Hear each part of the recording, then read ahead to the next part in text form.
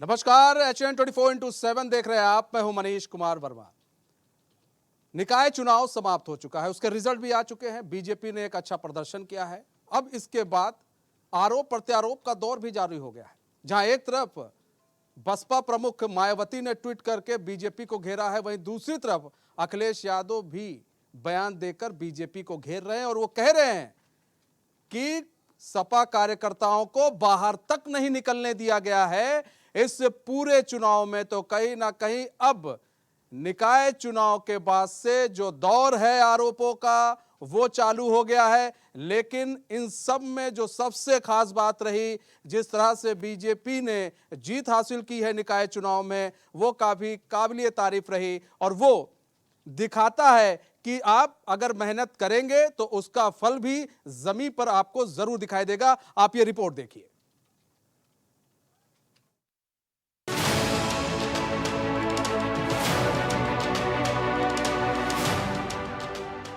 कर्नाटक में मिली करारी हार के बाद बीजेपी के खेमे में गम का माहौल था और पूरी पार्टी मंथन में जुट गई थी।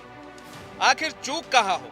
इसी बीच बीजेपी के लिए राहत वाली खबर यूपी से थी, जहां बीजेपी ने निकाय चुनाव में सभी पार्टियों को धूल चटा दी थी। यूपी का निकाय चुनाव कई मायनों में इस बार खास रहा, क्योंकि यहां सभी पार्टी अपने अपने प्रत्याशियों को मैदान में उतारकर अपने आप को साबित करने में लगी थी। वहीं सपा, बसपा, कांग्रेस और बीजेपी के लिए निकाय चुनाव इसलिए भी खास था क्योंकि निकाय चुनाव का परिणाम कई मायनों में लोकसभा की तस्वीर को साफ कर रहा था। शाहरुख खान का एक डायलॉग आपने जरूर सुना होगा कि कोई भी काम छोटा या बड़ा नहीं होता। उसी की एक बानगी निकाय चुनाव में देखने को मिली। जिस तरह से बीजेपी का यूपी का पूरा कुनबा प्रचार प्रसार में लग गया, उसने सभी पार्टियों को कहीं ना कहीं सबक जरूर दिया है कि कोई भी चुनाव छोटा या बड़ा नहीं होता। चुनाव चुनाव होता है जिसे पूरे दमखम के साथ लड़ना चाहिए। परिणाम आपके सामने है। बीजेपी की मेहनत का असर रहा कि मेयर चुनाव में बीजेपी के सामने कोई भी पार्टी टिक नहीं सकी और बीजेपी ने सबका सुपड़ा साफ कर दिया। वहीं नगर पालिका हो या नगर पंचायत हो, बीजेपी का दबदबा बरकरार रहा। ये सीएम योगी के मजबूत नेतृत्व को कहीं ना कहीं दर्शाता है। चुनाव के बाद एक बार फिर से विपक्षी पार्टियों का छींटाकशी का खेल सामने आने लगा। वहीं बसपा प्रमुख मायावती ने रविवार को सत्तारूढ़ बीजेपी पर हमला बोलते हुए ट्वीट किया। उत्तर प्रदेश में निकाय चुनाव में बीजेपी के साम दाम दंड भेद आदि अनेक हथकंडों के इस्तेमाल के साथ ही साथ इनके द्वारा सरकारी मशीनरी के दुरुपयोग से बसपा चुप होकर बैठने वाली नहीं है, बल्कि वक्त आने पर इसका जवाब बीजेपी को जरूर मिलेगा। नगर निगमों में मतपत्र से मतदान की प्रासंगिकता पर जोर देते हुए उन्होंने अपने सिलसिलेवार ट्वीट में कहा, साथ ही तमाम विपरीत हालात का सामना करते हुए बसपा पर भरोसा करके पार्टी उम्मीदवारों को वोट करने के लिए लोगों का तहे दिल से आभार व शुक्रिया। अगर यह चुनाव भी मुक्त एवं निष्पक्ष होता तो नतीजों की तस्वीर कुछ और होती। मतपत्र से चुनाव होने पर बसपा महापौर चुनाव भी जरूर जीतती। निकाय चुनाव में करारी शिकस्त पाने वाली सपा का भी बयान सामने आया है। बात करें अखिलेश यादव की, तो उन्होंने एक बार फिर से बीजेपी पर हमला बोलते हुए कहा, बीजेपी के लोग झूठा प्रोपोगेंडा के अलावा कुछ नहीं करते। उन्होंने कहा, ये चुनाव लूट का चुनाव था और उसी का परिणाम आपको दिखाई दे रहा है। वहीं सपा मुखिया ने आरोप लगाया, सपा कार्यकर्ताओं को वोट तक नहीं डालने दिया गया। डालने दो, वोट डालने आए तो पुलिस लगा दो। रामपुर की वो नंगी तस्वीरें आपने नहीं देखी क्या, पुलिस में जहां वोट नहीं डालने दिया? तो भारतीय जनता पार्टी ने लोकतंत्र की हत्या कर दी है। अब लोकतंत्र नहीं बचा, आजादी नहीं है। पाबंदियां और केवल झूठ बोलना, भारतीय जनता पार्टी से ज्यादा झूठ और अच्छा झूठ कोई नहीं बोल सकता।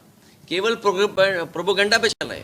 हिटलर के जमाने में केवल एक मंत्री हुआ करता था, प्रोपोगंडा मिनिस्टर, लेकिन ये सरकार में पूरे के पूरे लोग, ऊपर से नीचे बैठे लोग, झूठा प्रोपोगंडा के अलावा कुछ नहीं कर रहे। इसलिए ये चुनाव लूट चुनाव था और लूट चुनाव का ही परिणाम आपको दिखाई दे रहा है। और भारतीय जनता पार्टी के लोग जीत गए हों, लेकिन चेहरे से वो खुशी नहीं दिखाई दे रही जो जीत की खुशी होती है। मैंने आपको कहाँ का उदाहरण दिया, मैंने मैनपुरी का उदाहरण दिया, जहाँ पर अभी अभी चुनाव हुआ, जो लोधी समाज का समाजवादी पार्टी का प्रत्याशी 4000 से ज्यादा वोटों से जीत गया था, उसे रात भर काउंटिंग चला करके 200 से कम वोट से हरा दिया। ये बैठे हैं चेयरमैन, न जाने कितने मोहल्ले बता सकते हैं जहां पर वोट नहीं डालने दिया, लोगों को निकलने नहीं दिया। तो क्या अधिकारियों की जिम्मेदारी भारतीय जनता पार्टी ने ये दी है कि जो मतदाता उसको वोट नहीं डाले? आपके तो इलीगल एठा में क्या केवल एक ही समाजवादियों का घर इलीगल है? हमें तो खुशी होगी जिस समय पर इलीगलों की बिल्डिंगों की गिनती होगी, सबसे ज्यादा इलीगल घर अगर किसी के निकलेंगे तो भारतीय जनता पार्टी। कुल मिलाकर सवाल यह उठ रहा है कि विपक्ष अपनी हार का ठीकरा कब तक दूसरों पर फोड़ेगा।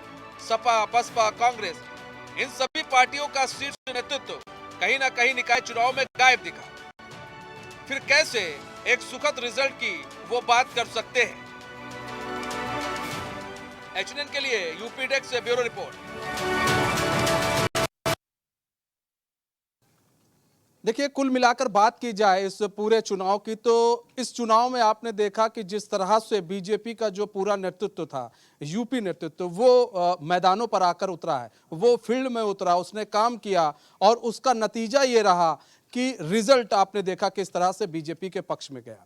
जहां एक और अब अखिलेश यादव जिस तरह से तंज कस रहे हैं, उनका कहना है कि हमारे नेताओं को, हमारे कार्यकर्ताओं को वोट डालने की इजाजत नहीं दी गई, उन्हें घरों में कैद कर दिया गया। तो ये अब बेमानी बातें लगने लगती हैं। देखिए, अगर आप जीतते हैं तो सब कुछ ठीक है, अगर आप हारते हैं तो वो आपके लिए गलत हो जाता है। ऐसा नहीं है कि कई जगहों पर पार्षद सीट की बात करें तो कई जगहों पर सपा जीती है और सपा जो है, सपा को चीजें मिली हैं, सपा को सीटें मिली हैं। लेकिन अगर हम बात कर लें इसी के मद्देनजर बसपा की बात कर लें तो बसपा को भी मिली है सीटें। ऐसा नहीं है कि बसपा को सीटें नहीं मिली है, लेकिन अगर आप आरोप लगाते हैं किसी चीज को लेकर तो आपके पास कुछ प्रमाण होने चाहिए। आपने कहा कि कहीं पर 64 वोट से किसी के लोग जीत रहे हैं, कहीं पर 65 वोट से लोग जीत रहे हैं। तो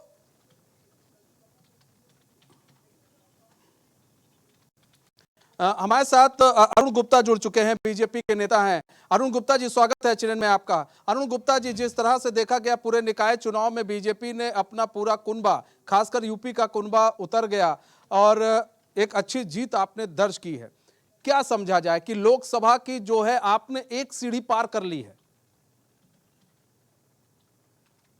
भारतीय जनता पार्टी तो हर समय अपने पार्टी के पदाधिकारियों को, कार्यकर्ताओं को चुनावी मोड में रखती है और जैसे ही कोई चुनाव आता है उसकी पहले से, बहुत पहले से तैयारी करके चलते हैं हम लोग। हमारे लिए बूथ अध्यक्ष से लेकर राष्ट्रीय अध्यक्ष तक जितने भी अध्यक्ष होते हैं सबका बड़ा महत्वपूर्ण योगदान रहता है। हम धरातल से चलते हैं और शिखर तक पहुंचने का प्रयास करते हैं। हमारे लिए बूथ का अध्यक्ष बहुत महत्वपूर्ण पद है।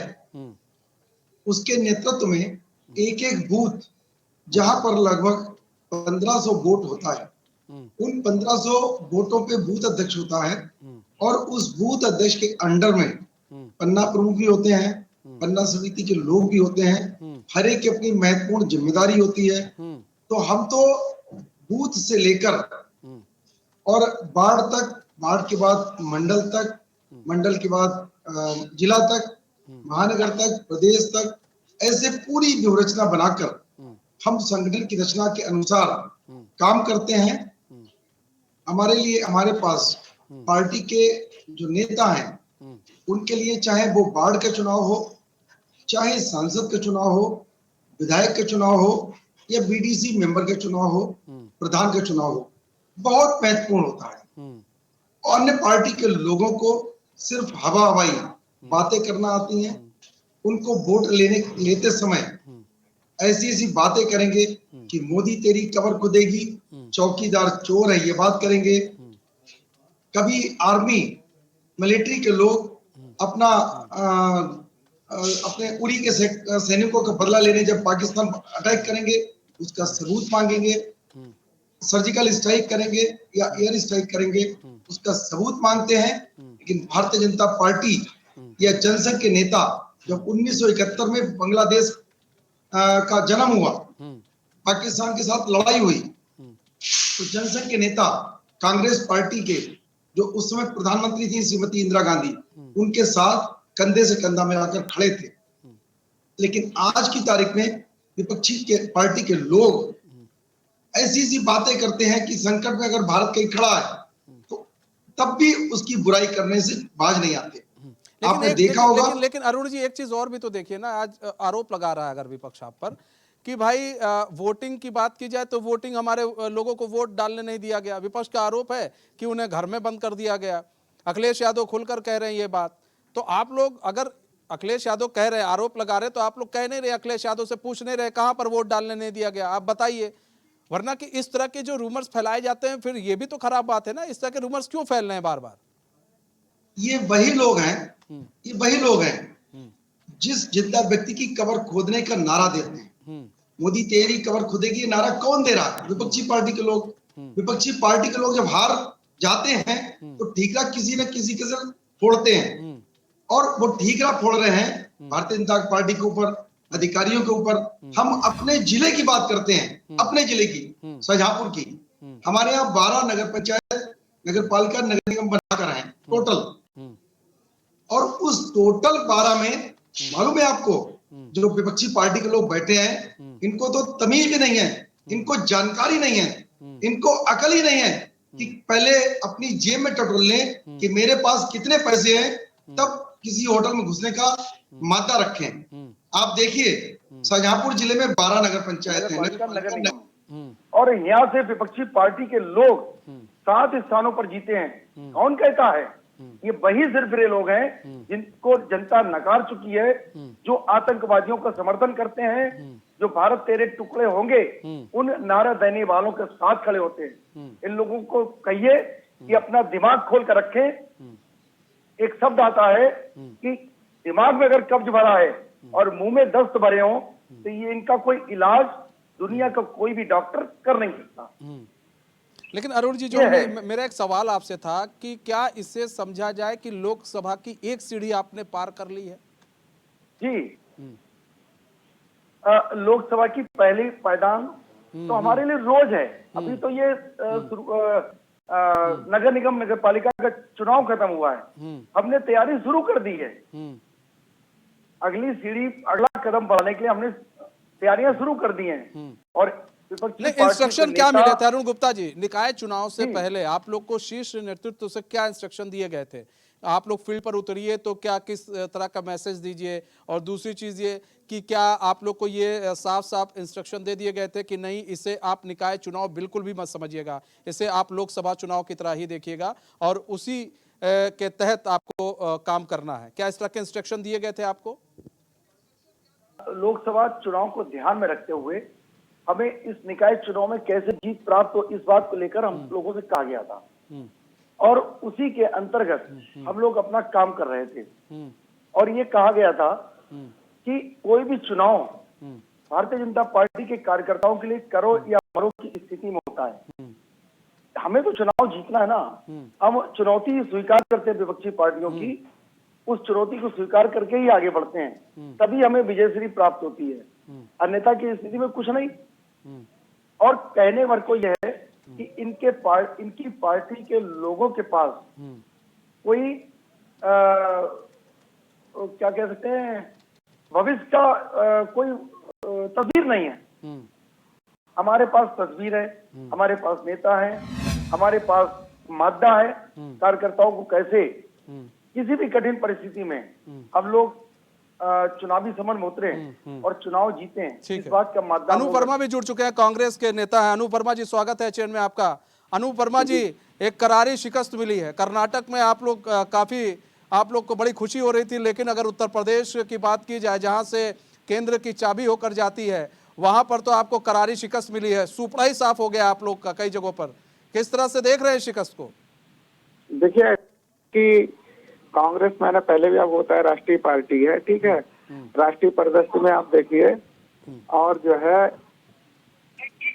हेलो जी बोले जी, तो ये कहना जो है जहाँ तक अभी अभी महानगर अध्यक्ष जो है अरुण गुप्ता जी, हमारे भारतीय जनता पार्टी के जो महानगर अध्यक्ष जी हैं, वो अभी कह रहे थे शाहजहानपुर में प्रतिकूल परिस्थितियों में भी जो इनका गृह जनपद है, हमारा भी है गृह जनपद, तो वहाँ पे कांग्रेस पार्टी ने एक अच्छा प्रदर्शन किया। और चूंकि सत्ता इनके पास रही, सत्ता का सरकारी मशीनरी रही, ठीक है, उसका भी इन्होंने जो भी दुरुपयोग कर सकते थे वो किया, लेकिन फिर भी एक सम्मानजनक पोजीशन रही 2 नगर पंचायतों में हमारे मतलब देखिए, मतलब अनूप जी एक सेकंड, मैं आपसे ये जानना चाहूंगा, आप साफ साफ कह रहे हैं कि सत्ता का दुरुपयोग किया इन्होंने और इसलिए ये लोग आए हैं, यही कहना चाह रहे हैं आप ना? जी जी बिल्कुल, आप इस बात पर टिके हुए हैं, अमल करते हैं, इस बात को मानते हैं अनूप जी? जी मतलब आप इस बात से मतलब एग्री है कि इन्होंने सत्ता का दुरुपयोग किया है। अनूप जी एक बात बताइए, दुरुपयोग अगर इनको करना होता तो इतनी बड़ी चुनाव हो रहा था, विधानसभा चुनाव कर्नाटक में, आपको इतनी बड़ी जो है आपके सर पर जो ताज सजा है वो कैसे सज जाता सर? वहां पर भी तो कर सकते थे, कर्नाटक में भूल जाते हैं आप लोग। मतलब जहां जीते वहां लड्डू और जहां जीते वहां जहर, क्या बात है? देखिए यहाँ पे अभी वहाँ पे चुनाव का कार्यकाल पूरा हो रहा था, यहाँ चुनाव अभी होना था, यहाँ अभी इनके सत्ता में जो है समय बचा हुआ, अधिकारी लोग, मुख्यमंत्री और 3-3 मंत्री, उप मुख्यमंत्री, सारे लोगों का अनूप जी एक सीधा सा सवाल है, अच्छा अनूप जी, अभी आप चाहें तो मैं अभी आपको डॉक्यूमेंटेड दिखा सकता हूँ, इनके लोगों के ईवीएम पे उसकी उस टाइम पे अधिकारियों से कंप्लेंट की गई, ईवीएम पे अलग फर्जी वोटिंग की कई शिकायतें हुई। आज जगह पे मतलब रायबरेली में क्या हो गया सर? रायबरेली में क्या हो गया? रायबरेली में क्या हो गया? देखिए ऐसा है कि पूरा उत्तर प्रदेश पूरे, देखिए ऐसा है कि हमारा अपेक्षाकृत वोट बैंक बढ़ा है। आप समझिए सांसद आपको अगर चुनकर दिया गया था रायबरेली को, सोनिया गांधी को, बार बार वहां के लोग सांसद चुनते हैं तो वो चाहते हैं वो दिखे, लेकिन नहीं दिखती है जनाब। जी ऐसा है कि ये जो है निकाय चुनाव है, निकाय चुनाव में हमेशा ही सत्ता का कहीं ना कहीं पे दखल रहता है, ठीक है, और ये पूरी तरीके से फिर भी अनूप भाई कब तक इसकी सीढ़ी चढ़ते रहेंगे? सत्ता के दखल की कब तक सीढ़ी चढ़ते रहेंगे? कांग्रेस के कार्यकर्ताओं ने, अच्छा ठीक है, कांग्रेस का ठीक है अनूप भाई एक चीज बता दीजिए अनूप भाई, देखिए अगर हार है तो इसको स्वीकारिए, कर्नाटक में बुरी तरह से बीजेपी हारी है, वो स्वीकार कर रही है कि हाँ हमें जनादेश नहीं मिला है। बात करते हैं, कांग्रेस पार्टी ने हमेशा देश को एकता अखंडता को कायम रखा, एकता अखंडता के लिए। अच्छा ठीक है, एक छोटा सा सवाल अनूप भाई एक छोटे से सवाल का जवाब दे दीजिए। कर्नाटक में अभी जो विधानसभा चुनाव हुए हैं उससे पहले कौन राज कर रहा था? मुझे इसका छोटा सा सवाल का जवाब दीजिए। हेलो अनूप भाई, कर्नाटक में अभी जो विधानसभा चुनाव हुआ है उससे पहले वहां का मुख्यमंत्री कौन था? बीजेपी का था कि कांग्रेस का था? मुझे जवाब दीजिए। अरे ये द्रव्य अब वो किसके साथ था इस टाइम? वो भारतीय जनता पार्टी के साथ था या कांग्रेस के साथ था? नहीं, मैं आपसे जो पूछ रहा हूं उसका सवालों का जवाब दीजिए ना। वहां पर मुख्यमंत्री कौन था? कांग्रेस का था कि बीजेपी का था? भारतीय जनता पार्टी का था ना। भारतीय जनता पार्टी का था। केंद्र में भारतीय जनता पार्टी थी ना जी। हाँ, तो इतनी बड़ी शिकस्त कैसे खा गई भारतीय जनता पार्टी कर्नाटक के अंदर? क्योंकि जनता का जनादेश, जनता का मूड नहीं था भारतीय जनता पार्टी को वोट देने का। जनता कुछ और तय कर चुकी थी उस वक्त, इसलिए जनता ने भारतीय जनता पार्टी को नकारा और कांग्रेस को एक बार फिर से वहां पर पूर्ण जनादेश देकर कर्नाटक में सत्ता पर काबिज कर दिया। यही चीज आप लोग को उत्तर प्रदेश में नहीं समझ में आ रही है। आपका शीर्ष नेतृत्व तो अनूप भाई गायब रहा। प्रियंका गांधी कहाँ थी? अच्छा ये बताइए, प्रियंका गांधी क्या है उत्तर प्रदेश की? मैंने पिछली डिबेट जो 2 दिन पहले हुई थी उसमें भी यही पक्ष रखा था कि आप 23 तारीख को देख लीजिएगा, 23 तारीख जो परिवर्तन है जो दिख रहा है, एक चीज बताइए, स्वीकार करने की प्रियंका गांधी उत्तर प्रदेश की क्या है? आप क्या कोई पद दिया गया उत्तर प्रदेश में प्रियंका गांधी को? एक पद हम जानना चाहते हैं, हमको बता दीजिए। मुख्य जनता की आवाज केवल कांग्रेस पार्टी उठा रही है। प्रियंका गांधी का आखिर पद क्या है उत्तर प्रदेश में? अनूप भाई बस वो मुझे आप बता दीजिए जी। प्रियंका गांधी को कांग्रेस की तरफ से क्या पद दिया गया, ये मुझे जरा बताइए। प्रियंका गांधी राष्ट्रीय महासचिव हैं। राष्ट्रीय महासचिव है ना उत्तर प्रदेश की। आपकी राष्ट्रीय महासचिव कितनी बार मैदान में आई निकाय चुनाव में, एक बार भी बता दीजिए, ये भी अब बता दीजिए आप। अरे भाई, पार्टी के शीर्ष नेतृत्व ने वर्तमान परिस्थितियां देख के जब उनको जो है कर्नाटक के चुनाव की जिम्मेदारी दे रखी थी वहां कैंपेनिंग में, जब वो दौरान दोनों का यहाँ पर कर्नाटक का चुनाव बीजेपी भी लड़ी थी, तो यहाँ से स्टार प्रचार के रूप में सीएम योगी आदित्यनाथ भी गए थे, तो उन्होंने क्या यूपी छोड़ दिया था?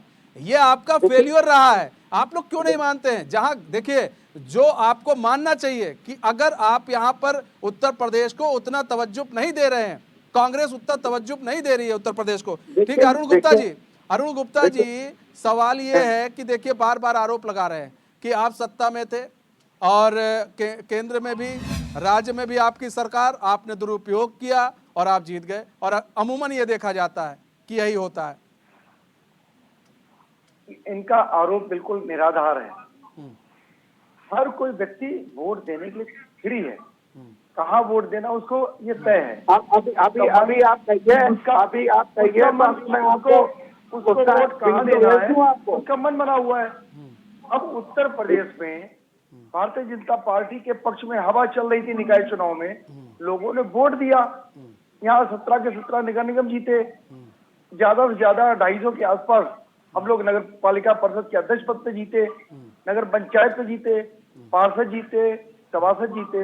लेकिन जिसको जनता नकार चुकी है, जिसका उत्तर प्रदेश में एकमात्र सांसद है, जिसका एकमात्र विधायक है, जिसका एक भी जिला पंचायत का अध्यक्ष उत्तर प्रदेश में जिस पार्टी पर नहीं है, उसके नेताजी कह रहे हैं कि लोगों ने, जनता अधिकारियों ने लोगों को वोट डालने नहीं दिया। ये उनका दिखाता है कि किस तरह की सोच उनके अंदर है। किसको रोका? लोग गए, आराम से वोट डाला, आधार कार्ड देखा, वोट डाला, चले आए। अब इनकी तो सोच ही ऐसी है कि जनता नकार चुकी है। अब जनता नकार चुकी तो इन्हें कोई ना कोई बहाना तो चाहिए, क्योंकि इनको भी अभी समीक्षा बैठक होगी कांग्रेस पार्टी की, उसे पूछा जाएगा कि प्रत्याशी को 5000 वोट कैसे मिले जहां हमको 1 लाख वोट मिलते थे। तो कोई ना कोई बहाना तो अपने शीर्ष नेतृत्व को देना है, तो वो ये जवाब देने को अभी से मन बना बैठे हैं। अपने ही शीर्ष नेतृत्व को आईना दिखाने का प्रयास कर रहे हैं। जो धरातल पर है कि मेहनत करना ये लोग भूल चुके हैं। लेकिन भारतीय जनता पार्टी के लोग, कोई छोटा से छोटा चुनाव हो, बड़ा चुनाव हो, हर चुनाव को गंभीरता से लेकर। अनूप वर्मा जी देखिए, हर एक छोटे चुनाव को बीजेपी गंभीरता से ले रही है, लेकिन आप लोग उतनी गंभीरता से चुनाव को नहीं ले रहे। आप लोग अगर लोकसभा का चुनाव हो, विधानसभा का चुनाव हो, बड़े जोश के साथ लड़ते हैं, लेकिन अगर और छोटे चुनाव हो जाते हैं तो उतना जोश नहीं दिखता है जितना जोश हम लोगों को इन चुनावों में देखने को मिलता है। अनूप वर्मा जी, और ये भी आरोप लगा रही है बीजेपी का, ये आरोप है सीधे सीधे कि आप लोग क्यों नहीं लेते हैं। वो तो चाह रही है कि आप लोग भी लीजिए। देखिए, ऐसा है, कांग्रेस पार्टी हमारा अपना जो प्राथमिकता और एजेंडा है उसके हिसाब से काम कर रही है, और निस्संदेह परिवर्तन होगा। पूरी प्लानिंग है पूरी तरीके से, और ये जो है 2024 के लिए एक एक्सरसाइज के रूप में था, जिसमें हमारा बेहतर प्रदर्शन रहा और आगे बढ़ के आए हैं। अब पूरे देश में एक माहौल जो है कांग्रेस पार्टी के पक्ष में बन गया है। उससे जो है आज जो है आदरणीय जो है इनके नेता, देश के प्रधानमंत्री। अनूप वर्मा जी, आपको रोकना चाहेंगे। मुमताज पठान भी जुड़ चुके हैं हमारे साथ, सपा के नेता है मुमताज पठान जी, स्वागत है चैनल में आपका।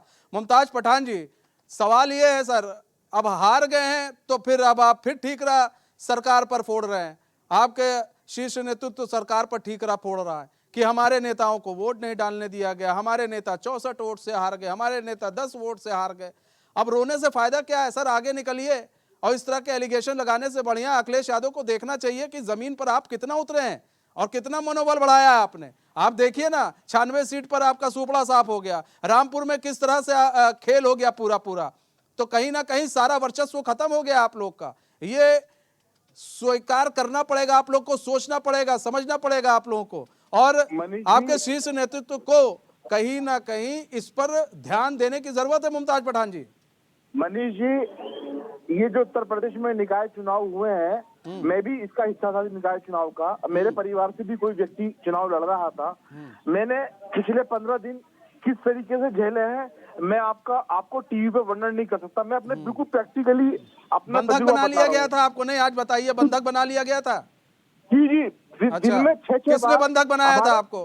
दिन में 6-6 बार हमारे कार्यालय पर 20-20, 30-30 जवान छापे मार रहे थे। सेक्टर मजिस्ट्रेट इतना परेशान कर रहे थे। हमारी रैलियां ऐसे टाइम कैंसिल की जा रही थी। हमारे समर्थक जब इकट्ठा हो जाते थे रैली निकालने के लिए, जलसा निकालने के लिए, तो शांति व्यवस्था के नाम पर उन्हें कैंसिल कर दिया जाता था।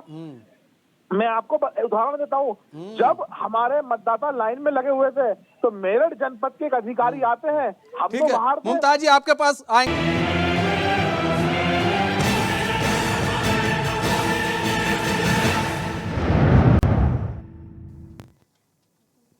ब्रेक के बाद फिर स्वागत है आपका। तो देखिए, निकाय चुनाव की समाप्ति के बाद से आरोप प्रत्यारोप का दौर जारी है और लगातार ये आरोप लगाए जा रहे हैं कि सत्ता में बीजेपी की सरकार थी, सत्ता में बीजेपी थी केंद्र में, राज्य में, इसलिए निकाय चुनाव में बीजेपी ने अच्छा प्रदर्शन कर लिया और बीजेपी ने सत्ता का पूरा उपयोग किया है, उसे यूं कह लें दुरुपयोग किया है। और सपा को तो यहां तक कहना, हमारे कार्यकर्ताओं को निकलने तक नहीं दिया गया है। मुमताज पठान जी, आप कह रहे थे कि आपके यहां पर कार्यालय में लगातार छापेमारी हुई, लगातार लोगों को बंधक बना लिया गया, निकलने नहीं दिया गया। सुप्रीम कोर्ट चले जाते, हाई कोर्ट चले जाते, लोअर कोर्ट चले जाते, इतने कोर्ट हैं आपके पास जनाब, एक भी कोर्ट आप लोग नहीं गए। सिर्फ चिल्लाने से हो जाता है क्या? सुप्रीम कोर्ट भी लोग जा रहे हैं। रामपुर में जो चुनाव हुए थे उसमें भी सुप्रीम कोर्ट लोग गए थे।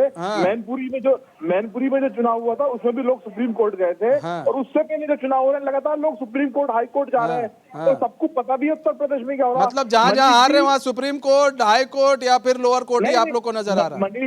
मनीष जी, आप अंदाजा नहीं लगा सकते कि उत्तर प्रदेश के हालात क्या हैं, उत्तर प्रदेश में इस समय क्या हो रहा है। नहीं, हम अंदाजा नहीं लगा सकते सर, बता दीजिए, हम भी जानना चाहेंगे।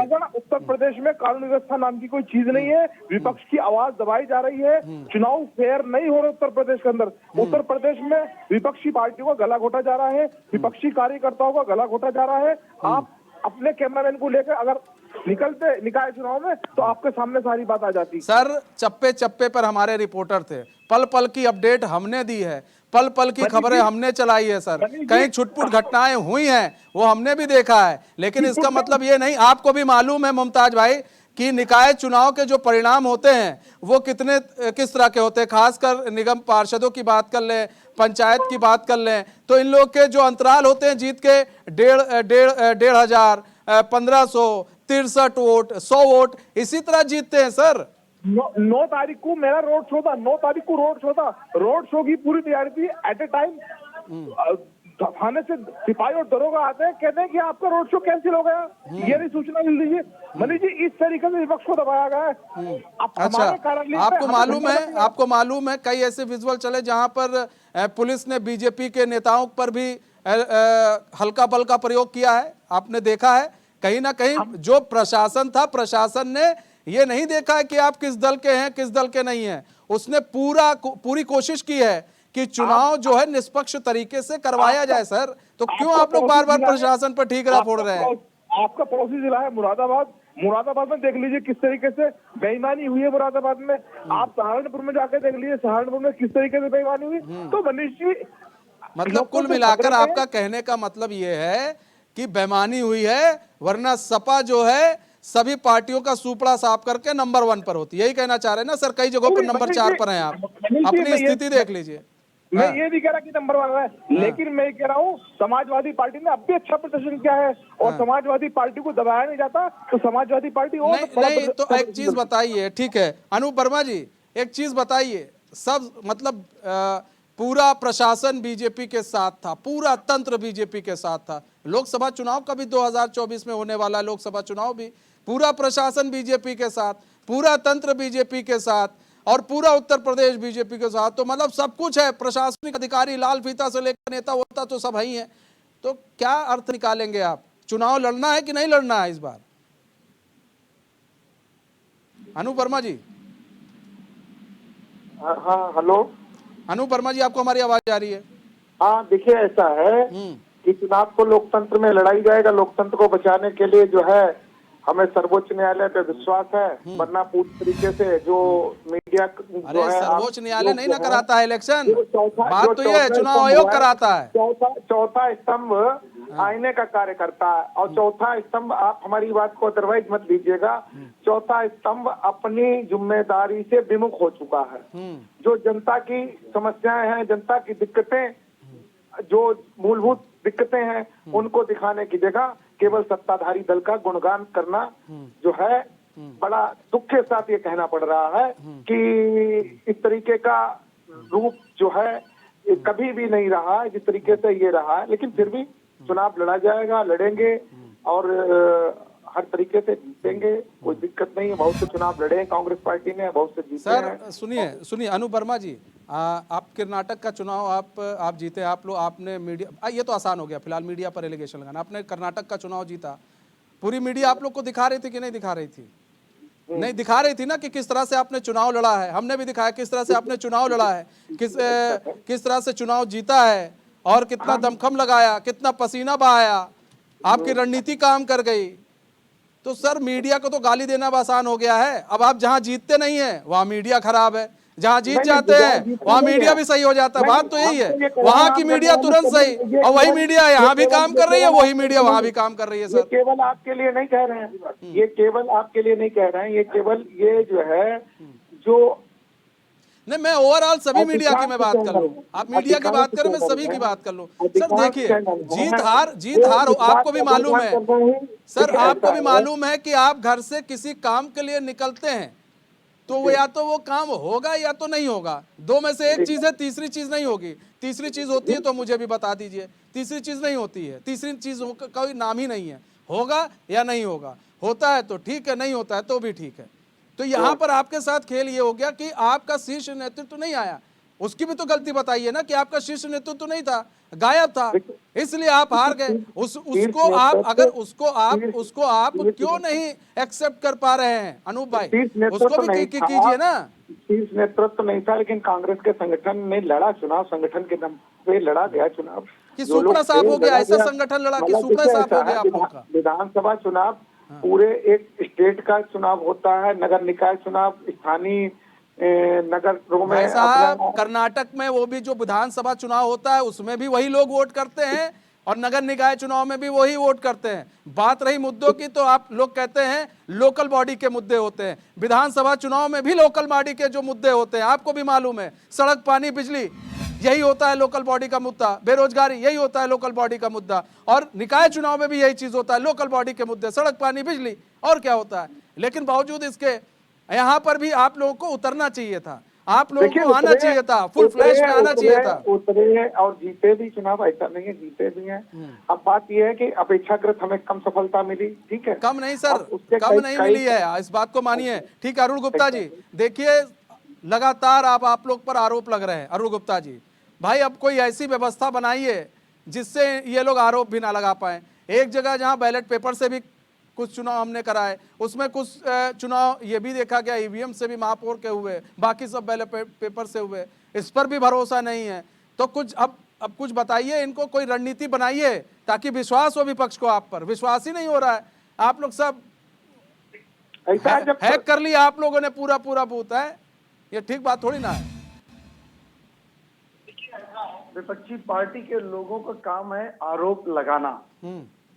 इनको मालूम होना चाहिए कि चुनाव आयोग की कुछ आचार संहिता होती है, उसके नियम के तहत कोई भी रैली, कोई भी सभा, कोई भी नुक्कड़ बैठक, कोई भी बड़ी सभा, कोई जुलूस निकालना है, कोई ई रिक्शा पे प्रचार करना है, उसके लिए बाकायदा परमिशन ली जाती है। हमारे यहाँ जितनी भी नुक्कड़ बैठक हुई, अगर हम अपने शाहजहांपुर की बात करें नगर की, 60 वार्डों में बैठकें हुई, 60 वार्डों में नुक्कड़ बैठक की परमिशन ली गई, जुलूस निकाला गया, उसकी बाकायदा परमिशन ली गई, ई रिक्शा जितने चले उसकी परमिशन ली गई, जहां पर पार्टी का कार्यालय था वहां पर परमिशन ली गई। विपक्षी लोगों का काम क्या है, पहले इनकी मानसिकता होती थी ना कि जो हम कहेंगे वो करेंगे, प्रशासन मानेगा, तो इनकी तो काम है कि आरोप लगाना, बिना परमिशन के काम करना, जनसभा करना, कोई रैली करना, नुक्कड़ बैठक करना, बिना परमिशन करते हैं तो प्रशासन रोकता है। तो आचार संहिता जब लागू होती है चुनाव के समय, तो उस समय सत्ता पक्ष का कोई भी नियम कानून नहीं माना जाता है। हम लोग की कोई बात नहीं मानी जाती। वो कहते हैं पहले परमिशन लाइए, उसके बाद नुक्कड़ बैठक, जनसभा, रैली, मुमताज भाई, ठीक है अरुण भाई, मुमताज भाई ये ना। और एक बात अभी हम कह रहे थे, ठीक है, जल्दी 10 सेकंड में। हाँ, एक मिनट और कहेंगे कि इन्होंने मीडिया को भी हाईजैक कर रखा है। ऐसा नहीं है। मीडिया के पास पहले क्या था, समाजवादी पार्टी की सरकार थी उत्तर प्रदेश में, कभी चाचा भतीजे को उतारते थे साइकिल से, कभी भतीजे साइकिल से चाचा को उतारते थे, कभी पिताजी को उतारते थे, तो अखबार की सुर्खियां बन जाती थी। अब क्या है, अब वही उन्हीं की पार्टी के समय जो गुंडे माफिया और जमीन पर कब्जा करने वाले लोग, दंगाई लोग नंगा नाच नाचते थे, अखबार की सुर्खियां बनती थी। और आज क्या है, आज क्या हाल है कि ना तो कोई दंगाई दिखेगा सड़क पे, ना कोई जमीन पर कब्जा करने वाला दिखता, ना कोई कसाई, दिखता है जो गाय की से एक तैयारी होनी चाहिए कार्यकर्ताओं की। अखबार की सुर्खियां ये है। ठीक है अरुण गुप्ता जी, ठीक है, आते हैं सर, आते हैं आपके पास, ठीक है, वाले भी करते हैं। ठीक है अरुण भाई। मुमताज पठान जी, जिस तरह की तैयारी होनी चाहिए आप लोगों की एक फील्ड में, वो तैयारी कहीं नहीं दिखी। ये बात हम लोगों की आपसे होती रही है, कई बार डिबेट में आपसे चर्चा हुई, ये बात हम लोगों ने कही आपसे, और मैंने आपसे ये भी कहा कहीं ऐसा ना हो आपको खामियाजा भुगतना पड़ जाए। आपने कहा नहीं जी, अगर नेताजी कहीं और हैं, गलबलिया कर रहे हैं तो उससे कोई दिक्कत नहीं है, उन्होंने आदेश दिया है, हम करेंगे। ये बताइए, अखिलेश यादव इतने बड़े चुनाव में, निकाय चुनाव में, वो अगर सिर्फ 5 रैली करते हैं या 5 जनसभाएं करते हैं, सर क्या ये काफी था? और उसके बाद आप ही के लोग कहते हैं, आप ही के लोग ये कहते हैं कि वो क्या करते हैं, अखिलेश यादव आते हैं, जनसभा करते हैं, चले जाते हैं एक एसी कमरे में और प्रेस कॉन्फ्रेंस करते हैं, फिर वो वहां चले जाते हैं। लेकिन आप ये देखिए मेहनत, मैं आपको बताऊं, एक दिन में योगी आदित्यनाथ 4 रैलियां करते हैं, 4 से 5 रैलियां करते हैं। वो मेहनत आपको दिखेगी कि ये मेहनत दिखेगी? मनीष जी, राष्ट्रीय अध्यक्ष श्री अखिलेश यादव जी ने मेरठ में रोड शो किया, कानपुर में रोड शो किया, देवरिया में रोड शो किया, औरैया में रोड शो किया, बनारस में रोड शो किया, देवरिया में सभा की, आजमगढ़ में सभा की, मैनपुरी में प्रोग्राम किया। मनीष जी, चश्मा थोड़ा सा आपको भी बदलने की नहीं, हम लोग का चश्मा दुरुस्त है जनाब, आप अपना चश्मा दुरुस्त कीजिए। 4 से 5 रैलियां की हैं, कुल मिला के वही आप भी गिना रहे हैं, वही आप भी गिना रहे हैं महाराज, वही आप भी गिना रहे हैं। फर्स्ट फेज में तो नजर नहीं आए अखिलेश यादव, फर्स्ट फेज में अखिलेश यादव नजर नहीं आए, सेकंड फेज में अखिलेश यादव नजर आए तो कुछ जगहों पर नजर आए। हमारे नेता मेहनती है, हमारे नेता पूरी तरीके से कार्यकर्ताओं के बीच में रहते हैं, सड़क पे रहते हैं। आप ये बात कर रहे हैं, बिहार घूम रहे थे सर, बिहार, इनका उप मुख्यमंत्री को स्टूल में बिठा दिया, बिहार गए थे, बंगाल गए थे, मालूम है? नहीं, ये बात कर रहे हैं कानूनी व्यवस्था की। इलाहाबाद में क्या हुआ? क्या हुआ इलाहाबाद का शूटआउट कौन भूल सकता है? क्या हुआ मुमताज जी? इलाहाबाद का शूटआउट कौन भूल सकता है? कानून व्यवस्था की बात करते हैं, दिन दहाड़े शूटआउट हो रहे हैं इनकी सरकार में। राजू पाल शूटआउट भी कौन भूल सकता है? नहीं, मैं भी तो ये कह रहा हूँ, वो भी तो इनकी सरकार में हुआ है। तो फिर उस पर कार्रवाई भी हो रही है सर, ऐसा नहीं है। अगर ये इसी लॉ एंड ऑर्डर को लेकर लड़ गई बीजेपी ना, और जनता ने उसको समर्थन भी दे दिया, यही तो सवाल है। या तो आप जनता के देखिए, ठीक है, जो हत्याकांड हुआ उमेश पाल, उसको लेकर आप लोग गए जनता के बीच में कि लॉ एंड ऑर्डर देखिए कितना पूरा त्राहिमाम है। उधर से ये भी लोग आ गए, बीजेपी भी आए, देखिए जी हमने तो उमेश पाल हत्याकांड में क्या किया। ये धोखे का जनादेश, सब चीज बदल गई। हाँ, धोखे का जनादेश है, धोखे का ये धोखा दिया है जनता को। जनादेश धोखे का कैसा होता है मुमताज भाई? ये आपके अखिलेश यादव भी बता रहे हैं, आप भी बता रही है, हमें समझाइए ये धोखे का जनादेश कैसे होता है, जरा इसको समझाइए। इन्होंने चुनाव को साफ सुथरी तरीके से नहीं होने दिए। इन्होंने निष्पक्ष चुनाव नहीं हुए प्रदेश में। इन्होंने जगह जगह बेईमानी की है। विपक्ष के नेताओं को दबाने का काम किया, कुचलने का काम किया इन लोगों ने। मतलब विपक्ष के नेताओं को दबाने का काम किया। विपक्ष इतना कमजोर है कि दब गया। अनूप भाई आप दब गए, आप दबे हैं। नहीं, हम दबे नहीं, विपक्ष ने पूरा मुकाबला किया, लेकिन बहुत नहीं बड़ा नहीं दब फर्क गए। पड़ता है। अब एक हेल आदमी लीजिए, को आप पूरी कह रहे छूट हैं देते विपक्ष को दबाने का काम किया इसीलिए वो जीत गए। एक हाँ। पार्टी को आप पूरी छूट देते हैं और एक सर पार्टी दो के बात कार्यकर्ता को आप नहीं, एक बात दबाते पे हैं। रहिए, विपक्ष को दबाने का काम किया, विपक्ष दब गया, बोलिए ना। नहीं, नुकसान तो हुआ ना विपक्ष का। हाँ नहीं, जब वो नुकसान छोड़िए, दब गया, विपक्ष डर गया, यही कह रहे हैं ना आप। जब एडमिनिस्ट्रेशन अगर हम किसी को दबाएंगे, दबा कुचला कर देंगे तो वो डरेगा ही ना। जब एडमिनिस्ट्रेशन निष्पक्ष नहीं रहेगा तो नुकसान होगा। मुमताज भाई, अब आप शासन प्रशासन पर आरोप लगाना बंद कीजिए, क्योंकि शासन प्रशासन ने निष्पक्ष तरीके से चुनाव कराए, हमने भी देखे। अनूप भाई आप लोग क्या दब गए थे? कांग्रेस को दबा दिया था बीजेपी ने आके, आपके भी दफ्तर पर क्या छापेमारी ओपेमारी की गई थी?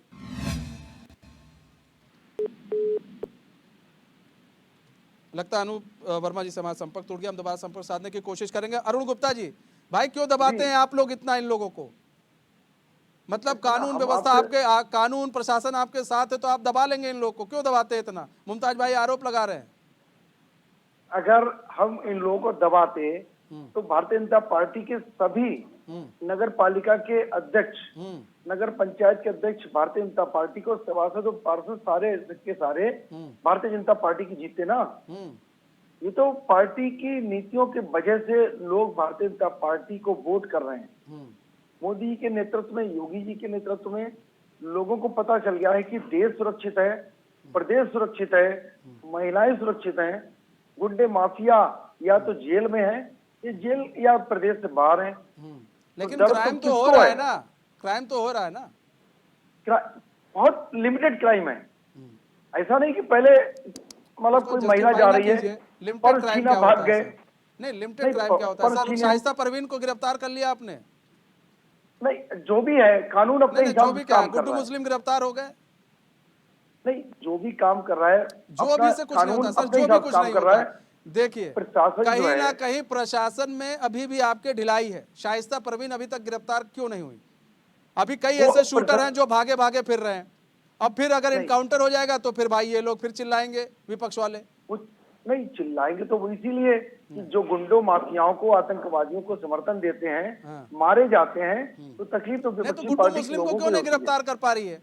बस सीसीटीवी दिखाकर मन को सांत्वना दिया जाता है कि वो गुड्डू मुस्लिम वहां दिखा, वो दिखा, और वहां पर उसकी सीसीटीवी फुटेज दिखी, पहुंचते गायब हो गया। सर ऐसे कैसे हो रहा है? ऐसे लोगों को कौन कर रहा है ये मामला पूरा? लीक कौन कर रहा है? हाँ, ये ऐसे लोगों को समर्थन देने का काम विपक्षी पार्टी के लोग ही कर रहे हैं कि कैसे इन लोगों को बचाया जाए, कैसे इन लोगों के ऊपर हाथ रखकर इनको भाग देने दिया जाए। कहीं ना कहीं ये पकड़ में आएंगे, कानून अपना काम कर रहा है, और जैसे ही कानून आपकी गिरफ्त में आएंगे, ये सारे के सारे अपराधी जेल के अंदर होंगे। ठीक है मुमताज पठान जी, ठीक है अरुण भाई। मुमताज पठान जी, सवाल ये है कि आपसे ज्यादा तो निर्दलीयों ने वो पाई है, सीट पाई है कई जगहों पर, तो निर्दलीय तो रह गए ज्यादा।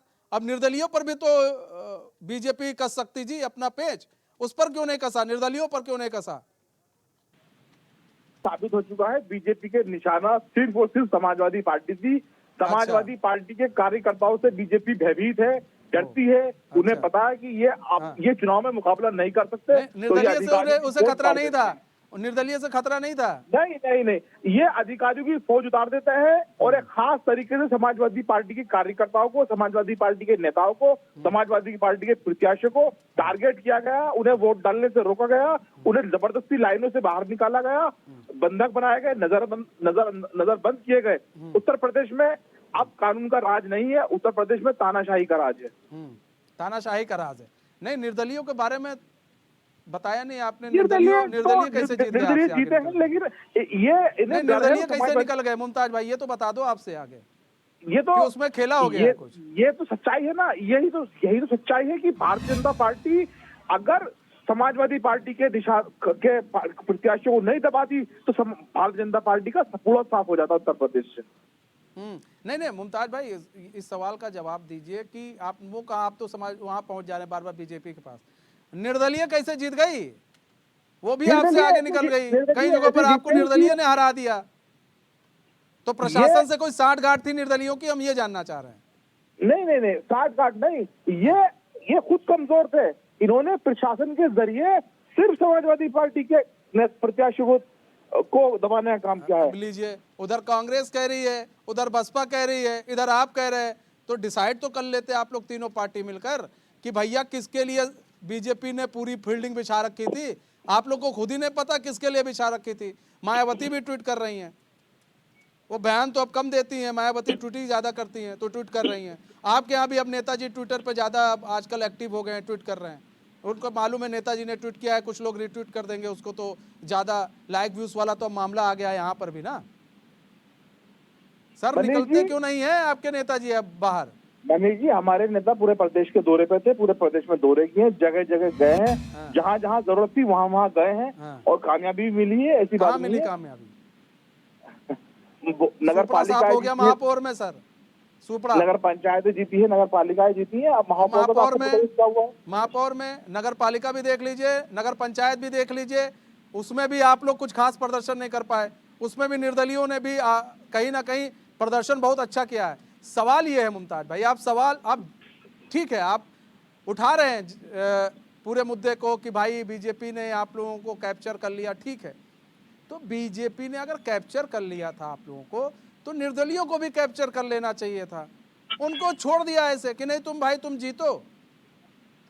नहीं, परेशानी तो बीजेपी को समाजवादी पार्टी से है, निर्दलियों को तो अब दबाएंगे। क्यों बसपा नहीं है? बसपा फील्ड में नहीं है, निर्दलियों को अब दबाएंगे। निर्दलियों को बस नहीं, ये हम जानना पार्टी को चाहेंगे दबाएंगे। मुमताज भाई, बसपा है कि नहीं है? बसपा आपको मालूम है ना, उत्तर प्रदेश की क्षेत्रीय पार्टी में आपके बराबर बैठती है।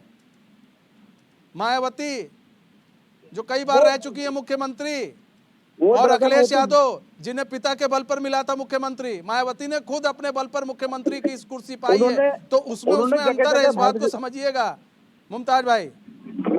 उन्होंने जगह जगह भारतीय जनता पार्टी की मदद करने का काम किया है। सिर्फ बसपा ने मतलब बी पार्टी है, हाँ बी टीम है। अरुण गुप्ता जी, ये पहले हमको ये क्लियर कीजिए, अरुण गुप्ता जी, बी टीम कौन कौन है? मायावती कहती है समाजवादी पार्टी है, और AIMIM है जो बी टीम के रूप में काम कर रही है, कांग्रेस बी टीम के रूप में काम कर रही है। अब ये समाजवादी पार्टी कह रहे हैं बसपा बी टीम के रूप में काम कर रही है, कांग्रेस बी टीम के रूप में काम कर रही है। क्लियर कीजिए अरुण भाई, बी टीम का क्लियर कर लीजिए, आज मामला क्लियर कर दीजिए। देखिए, जनता जिनको नकार चुकी है, चाहे वो निकाय चुनाव हो, चाहे प्रधानी का चुनाव हो, जिला पंचायत का चुनाव रहा हो, विधानसभा का रहा हो, या आने वाला 2024 का चुनाव रहा हो, जनता विपक्षी पार्टियों के रीतियों को, नीतियों को, इनकी तानाशाही को देख चुकी है। इसी वजह से लोग भारतीय जनता पार्टी के साथ जुड़ रहे हैं, भारतीय जनता पार्टी को वोट दे रहे हैं।